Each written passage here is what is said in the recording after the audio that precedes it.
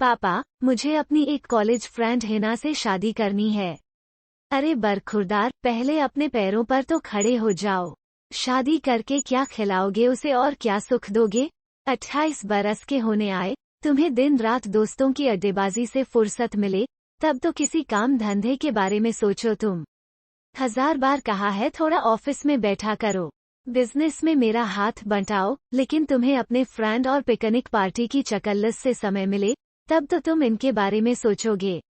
आज मेरी बात कान खोल कर सुन लो। जब तक बिजनेस में इंटरेस्ट नहीं दिखाओगे या कोई नौकरी नहीं करोगे, मैं तुम्हारी शादी किसी हालत में नहीं करने वाला। तुम्हारी खातिर मैं किसी पराये घर की लड़की की जिंदगी जहनुम नहीं बनाने वाला। पापा प्लीज, शादी हो जाएगी तो मैं खुद ब खुद जिम्मेदार बन जाऊंगा। प्रॉमिस, ऑफिस भी रोज जाया करूंगा आपकी कसम। नहीं नहीं बेटे, कोरी प्रॉमिस और कसमों से मैं नहीं पिघलने वाला। पहले बिजनेस में लगो, फिर जरूर शादी कर दूंगा। पापा प्लीज। राहेल, बस अब इस मुद्दे पर और कोई बहस नहीं, दीक्षित जी ने आंखें तररते हुए कहा। पापा प्लीज, हिना के पेरेंट्स उसकी शादी कहीं और कर देंगे। मैं उसके बिना जिंदगी जीने की सोच भी नहीं सकता। प्लीज पापा, मान जाइए ना, मेरी बात मान लो, फिर मुझे इस शादी से कोई ऐतराज नहीं होगा। पापा बस, मुझे तंग ना करो, मुझे अभी यह बहुत जरूरी रिपोर्ट तैयार करनी है। दीक्षित जी ने रिपोर्ट बनानी शुरू कर दी, लेकिन वो उसमें कॉन्सेंट्रेट नहीं कर पा रहे थे। मन में पुरानी स्मृतियों की पोटली बरबस धीमे धीमे खुलती जा रही थी। राहेल महज 1 वर्ष का था जब उनकी पत्नी एक दुर्लभ बीमारी का शिकार हो उनके विवाह के मात्र 3 वर्ष बाद भगवान को प्यारी हो गई थी।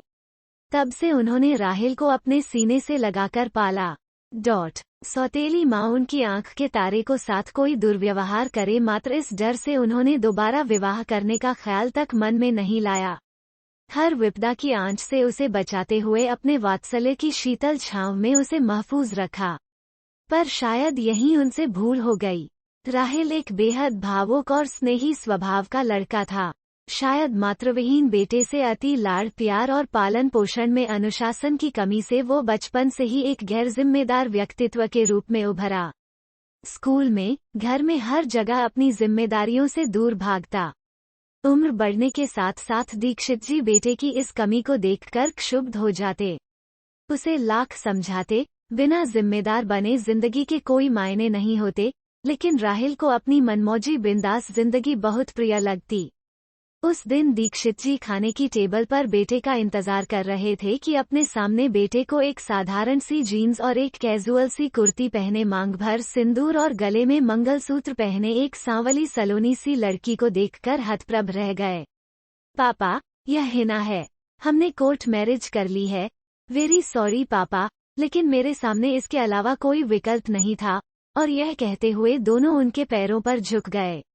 बेटे के इस गैर जिम्मेदार आचरण पर तिलमिलाते हुए उन्होंने अपना मुंह मोड़ लिया। उनकी आशा के विपरीत हिना एक बेहद समझदार, जिम्मेदार और सुलझी हुई लड़की थी। उसने धीरे धीरे घर की सारी जिम्मेदारियां संभाल ली, खासकर वृद्धावस्था की ओर कदम बढ़ाते ससुर की। वो बेहद जिम्मेदारी से उनके खानपान, दवाइयाँ, कपड़े आदि का पूरे मन से ध्यान रखती। घर के नौकर चाकर उसके मृदु सहृदय स्वभाव की तारीफ करते नहीं अघाते। वक्त के साथ वो हिना के नितांत स्नेही और केयरिंग स्वभाव से पिघलने लगे। उसमें उन्हें अपनी अजन्मी बेटी की प्रतिच्छाया नजर आती। धीरे उन्हें एहसास होने लगा था कि उनके घोर लापरवाह मनमौजी बेटे के लिए हिना से अच्छा मैच कोई हो ही नहीं सकता था। हिना के संपर्क में आकर उनके बेटे की तो मानो काया पलट हो गई थी। विवाह से पहले वो अमूमन रात बिरात बहुत देर से दोस्तों के साथ मौजमस्ती कर घर लौटता, सुबह 11-12 बजे से पहले बिस्तर नहीं छोड़ता। विवाह के बाद धीरे धीरे उसकी यारी दोस्ती खत्म होती जा रही थी। वो अधिकतर घर में ही रहता, हिना के साथ साथ दिनों दिन वृद्ध होते पिता की जरूरतों का ध्यान रखता। आगे बढ़कर उनके खाने पीने और आराम पर नजर रखने लगा था। राहेल हिना के विवाह के पूरे 2 वर्ष होने आए। बेटे की व्यापार में अरुचि देख पिछले कुछ महीनों से दीक्षित जी ने हिना को अपने साथ ऑफिस ले जाना शुरू कर दिया, यह सोचकर कि बेटा नहीं तो बहू ही उनका व्यापार देखे समझे और आगे बढ़ाए। हिना उनके मार्गदर्शन में व्यापार की बारीकियां सीखने का प्रयास कर रही थी। पिछले कुछ दिनों से तो राहिल भी हिना और उनके साथ ऑफिस जाने लगा था। उस दिन रविवार था। दीक्षित जी सुबह सुबह अपने कमरे में अपनी आराम कुर्सी पर बैठे चाय की चुस्कियां ले रहे थे कि तभी हिना ने उनसे कहा, पापा, आपने कल की मीटिंग के लिए जो प्रेजेंटेशन बनाने के लिए बोला था, वो बिल्कुल तैयार है। दीक्षित जी ने उसे पूरा देखा और उसे इतना बढ़िया प्रेजेंटेशन बनाने की बधाई दी। बेटा, बहुत बढ़िया प्रेजेंटेशन बना है, कांग्रेचुलेशंस। पापा, अब एक राज की बात, यह पूरा प्रेजेंटेशन राहिल ने बनाया है। दीक्षित जी को अपने कानों पर यकीन नहीं हुआ और उन्होंने उससे कहा, हो ही नहीं सकता। उस नालायक को तो मेरे इस नए प्रोजेक्ट की ABC भी नहीं पता। तो फिर वो इतना बढ़िया प्रेजेंटेशन कैसे बना सकता है? ना, तुम मेरा मन रखने के लिए मुझसे यह कह रही हो।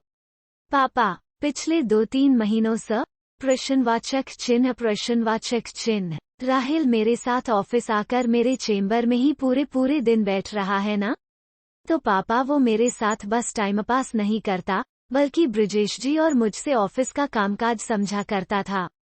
आज फादर्स डे है पापा, राहिल द्वारा बनाया गया यह प्रेजेंटेशन आपके लिए उसका आज का तोहफा है।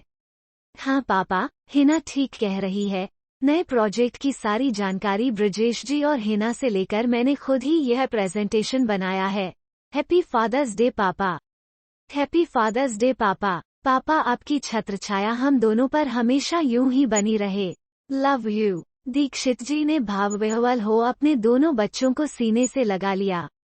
उनके हृदय की खुशी उनके मन में समाये ना समाई और आंखों की राह झर बह निकली और वो हिना और बेटे को आशीर्वाद देते हुए बुदा उठे, जीते रहो मेरे बच्चों। हिना, राहिल, मेरी बरसों की साध पूरी हुई।